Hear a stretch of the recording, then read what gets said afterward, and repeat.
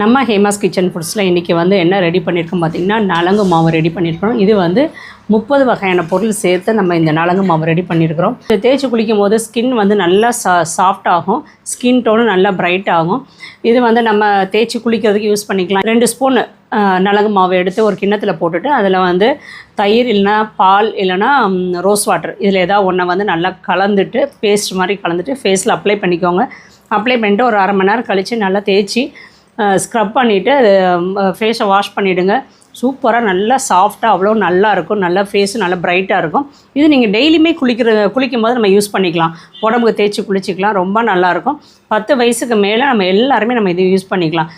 சில பேர் கேட்குறீங்க நலங்கு மாவு வந்து சின்ன குழந்தைங்களுக்கு, அதாவது 10 வயசு கீழே உள்ள குழந்தைங்களாம் யூஸ் பண்ணலாமான்னு கேட்குறீங்க. வேண்டாம். 10 வயசுக்குள்ள குழந்தைங்களுக்கு வந்து இதை நலங்கு மாவு யூஸ் பண்ண வேண்டாம். 10 வயசுக்குள்ள குழந்தைங்களுக்கு யூஸ் பண்ணுறதா இருந்தால் பேபி பாத் பவுடர் நம்மள்ட்ட இருக்குது, நீங்கள் அதை யூஸ் பண்ணிக்கோங்க. குழந்தைங்களுக்கு அது வந்து நல்லாயிருக்கும். இந்த நலங்கு மாவு வந்து யூஸ் பண்ணும்போது அவ்வளோ வாசனையாக இருக்கும். நமக்கு உடம்பே வந்து நல்ல வாசனையாக இருக்கும். இது நம்ம ஹேமாஸ் கிச்சன் ஃபுட்ஸில் இருக்குது. தேவைப்படுறவங்க வெப்சைட்லேயும் ஆர்டர் பண்ணிக்கலாம், இல்லைனா வாட்ஸ்அப்லேயும் ஆர்டர் பண்ணிக்கலாம். ஸ்மூத் பேஸ்டாக இருக்குது. நிறைய வந்து பார்லரில் இருக்கவங்களாம் வந்து நம்மள்ட்ட வாங்குகிறாங்க. அதனால் இதை வாங்கி ட்ரை பண்ணி பாருங்கள். சூப்பராக இருக்கும் இந்த நலங்கு மாவு.